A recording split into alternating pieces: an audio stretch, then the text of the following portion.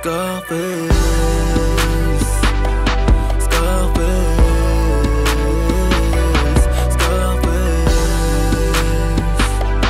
Salut la team Sorare, j'espère que vous allez bien. On se retrouve pour une 40e projection de galerie, celle de l'ami Bastien sur YouTube, alias Goska10, qui m'avait contacté sur YouTube, que j'ai relancé. J'ai pas eu ses réponses, mais c'est pas grave. On va regarder sa galerie, c'est 500 € et que en rare, donc vous allez voir que ça va aller assez vite. J'espère que vous êtes en forme parce que ça y est, les championnats européens reprennent, finissent cette trêve. Qu'est-ce que j'aime pas les trêves. Et puis surtout, j'ai eu une bonne nouvelle aujourd'hui. Un membre qui m'a contacté sur Discord en m'annonçant qu'il m'avait choisi comme parrain. Et pour ça, il a contacté le support Sorare quelques jours après son inscription en disant que il avait oublié de sélectionner un parrain. Et le support va donc m'ajouter du coup comme parrain. Je ne savais pas que ça pouvait fonctionner comme ça, mais c'est une bonne nouvelle. On va lui toucher un petit mot aussi. Je vais vous montrer bien entendu ce qu'il souhaite jouer et surtout ce que je lui ai sélectionné donc, comme joueur pour ses débuts. On attaque quand même avec la galerie de Goskadis. C'est parti. Voici donc la galerie de l'ami Bastien. Il a 26 cartes rares, 9 cartes limited, mais pour 9 €, donc je ne les compte pas. Il est là depuis le 20 décembre 2021. Il a gagné 25 récompenses. Il a un reward winning line-up de 4%. Moi, ce que je regarde dans un premier temps, c'est aussi ses résultats. Et force est de constater que depuis la Game Week 1, il a gagné uniquement, il me semble, une T5 et quelques box. La T5, je crois que c'était en Game Week 13, effectivement. Ici, il gagne une T5 alors qu'il vaut pas grand-chose. Et sinon, tous les Game Week, hein, vous allez voir, Game Week 15, par exemple, il gagne juste une box. Game Week 17, il gagne rien du tout. Game Week 19, il gagne deux box, etc. Et il joue essentiellement une U23 et une champ classique. C'est sûr que pour 500 €, soit on peut aller peut-être kiffer en limited, moi c'est en tout cas mon interrogation, soit déjà optimiser et espérer aussi peut-être un coup de chance en rare. En tout cas, regardons son roster. Comme je vous le disais, il a une moyenne par carte en rare de 19 € ici, pour un total de 491 € et 26 cartes. Dans son état des lieux, beaucoup de champions pour 77%, très peu de chal à hauteur de 3% et quelques contenders à hauteur de 20%. Son roster, il est assez simple à construire. Le voici. Moi, j'ai quand même vendu pas mal de cartes. Je vous montre ici, j'ai vendu des Nicolas Jackson, des Carlo Forbes, etc. Je vends effectivement pas mal de cartes et de belles cartes, hein. Vous voyez, des Keito Nakamura, etc. Des Moïse Bombito. En tout cas, je vends pour 96,50 €, donc c'est-à-dire 20% déjà de, c'est-à-dire 20% déjà de son roster actuel. Ensuite, ce que je vais chercher, c'est plutôt en fait moi à optimiser tout simplement sa champion in, même s'il joue avec quelques U23, on le voit, hein, des Atangana hein, qui sont costauds. Chotard aussi, il a fait un bon coup, il a acheté à 3 €, etc. Il a quand même besoin, je pense, de renforcer sa champion in. Et surtout, s'il joue en U23, ben, pourquoi mettre des in dans ce cas-là, dans un U23, et plutôt aller chercher, aller peut-être d'autres joueurs. Je vois qu'il a Alvarez ici par exemple, Alicho aussi de Nice, je sens que c'est un supporter niçois en tout cas quand je vois le nombre de Niçois qu'il y a dans son effectif, avec des Boudaoui par exemple qu'on voit là. Mais voilà, je vais vraiment essentialiser pour recentrer son roster vraiment sur une Champion In un peu plus qualitative et une U23 aussi intéressante. Maintenant, comme je le dis, je pense sincèrement qu'avec ce montant-là, autant aller kiffer en limited. Il y a peut-être moyen d'avoir déjà plus de GOAT tout simplement, et avec 500 € de se faire plaisir en prenant deux trois belles équipes. Maintenant, c'est son choix. Écoutez, je le respecte, je l'aurais pas fait, moi, comme ça, avec 500 € seulement 2 rares, surtout quand on voit, tout simplement, ce qu'il a gagné, en rare, c'est-à-dire classique surtout, avec la difficulté, des U23 notamment. Je vous montre quand même les 3 joueurs que je lui présente pour renforcer son effectif. Bah, Moses Simon, hein, vous le connaissez. Alors moi, en rare, je l'avais à 35 €. Effectivement, quand j'avais vu, tout simplement son prix là, effectivement à 74 €, ne l'achetez pas, bien entendu. Je vois que ça a bien monté, c'est bien. Après la trêve internationale, c'est bon signe. Mais en tout cas, voici le joueur, moi, que je lui conseille. Pourquoi? Parce que Moses Simon, ça fait du AA pour un attaquant. Vous le voyez, c'est très souvent décisif avec Nantes, notamment au niveau des passes D. Donc voilà, j'adore, même si Nantes, c'est très compliqué, hein, pas une seule victoire depuis, ici, la victoire contre Montpellier. Par contre, Simon, lui, il continue à performer. Ça, c'est toujours intéressant. Donc, Moses Simon pour renforcer la Champions. On reste côté Ligue 1 et avec Charlie Cresswell de Toulouse, je trouve hyper intéressant pour même pas 10 € en rare. Regardez les scorings dernièrement. Il a eu du mal à s'imposer en ce début de saison. Maintenant, ça fait 4 fois qu'il est titulaire en défense centrale, et pour 3 clean sheets et 3 victoires. On le voit ici. Est-ce que c'est dû aussi peut-être à lui? Possible. En tout cas, je trouve intéressant ces scorings. On les voit ici, les 4 derniers. Voilà, valeur sûre. À moins de 10 €. Bon, si ça continue comme ça, son prix devait quand même bien gaper. Pour info, en limited, c'est 1,56 €. Intéressant. J'ai trouvé ce joueur, alors oui, c'est 62 centimes effectivement en limited, en in-season. Par contre, ce que j'aime bien moi chez ce joueur, c'est bon, ça joue à Alaves, un peu comme, Simon, hein, c'est pas dans une équipe qui surdomine, on le voit, hein, ça prend pas mal de branlées.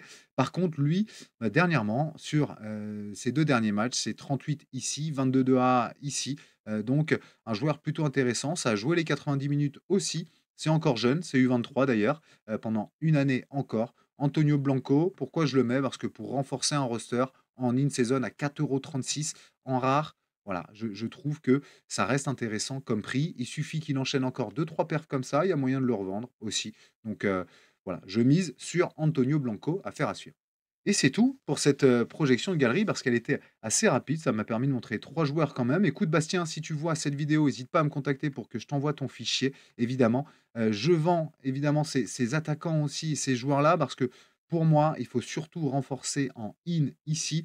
Oui, tu as eu 23, tu vas pouvoir kiffer avec, mais pour moi, tu es pas assez costaud déjà dans le roster pour aller, vraiment avoir une bonne U23. Donc je préfère renforcer tes in et optimiser tes in ici.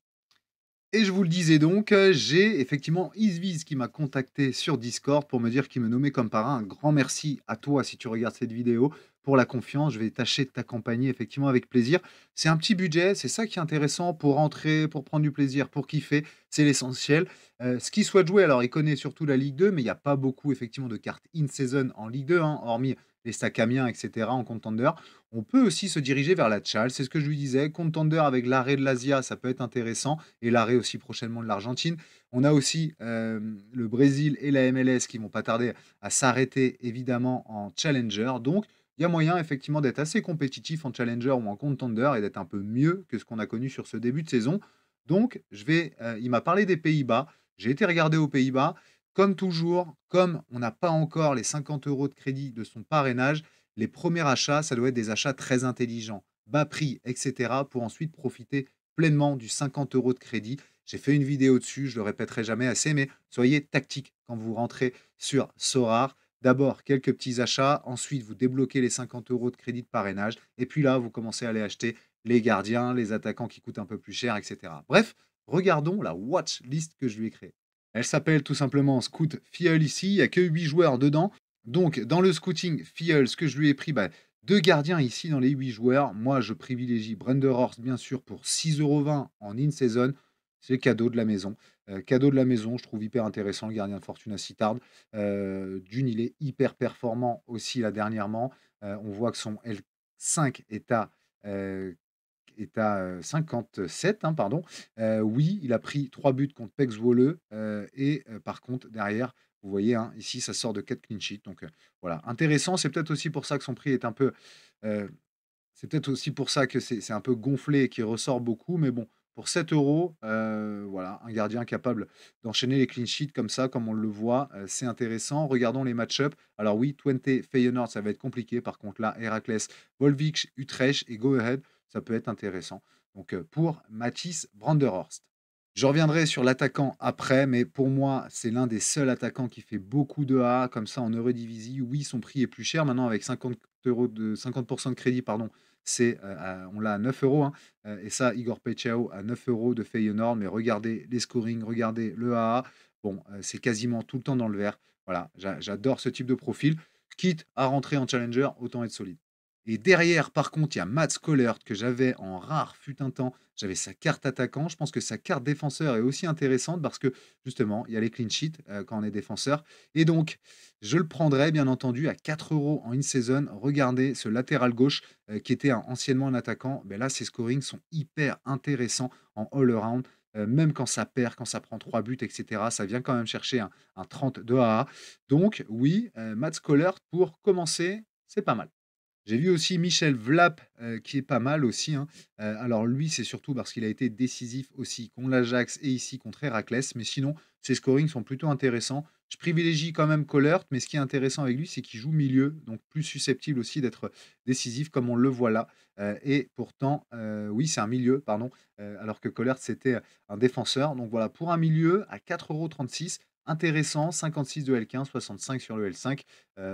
Pas mal, Michel Vlap de Twente en plus, qui est une bonne équipe de Redivisie. Toujours au milieu, mais cette fois-ci à Neck. À Neck, effectivement, lui, il est dans une équipe aussi, bah, là, qui sort de 2 victoires, 6-0, 3-0, ce qui explique aussi des scorings peut-être intéressants. Mais même quand ça perd ou quand c'est pas bon, comme Nagbreda ou contre Almere ici, ça vient quand même chercher, vous voyez, hein, du AA sur son L5. C'est un milieu défensif, donc oui, rarement décisif, mais par contre, valeur sûre au niveau scoring. Bon, je le conseille plutôt dans un second temps parce que comme c'est moins décisif, ça va pas chercher des très, très hauts scores. On le voit là. C'est très régulier. Si ça avait été pour un joueur de cap, ça aurait été top. Mais par contre, pour un joueur où on veut des gros scorings, là, c'était intéressant. S'il retrouve ces scorings-là, ça peut être top, comme on le voit ici notamment. Là, c'était vraiment insane. Donc espérons qu'il redevienne peut-être un peu décisif si on tente le coup. 1,87 € quand même, hein. C'est, un pari, je pense, assez, peu risqué.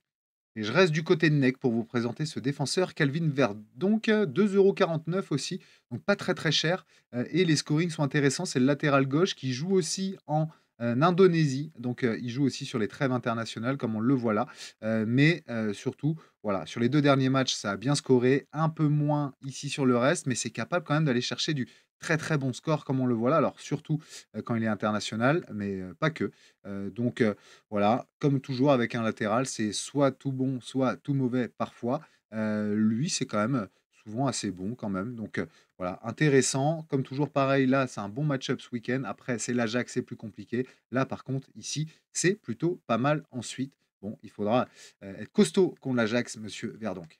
Et je finis par un joueur assez connu, hein, parce qu'il est habitué aussi des gros scorings, notamment l'année passée, c'est Sean Adewoye. Beaucoup l'avaient en joueur de cap, notamment, en rare souvent. Lui, c'est 1,25 en prix in-season.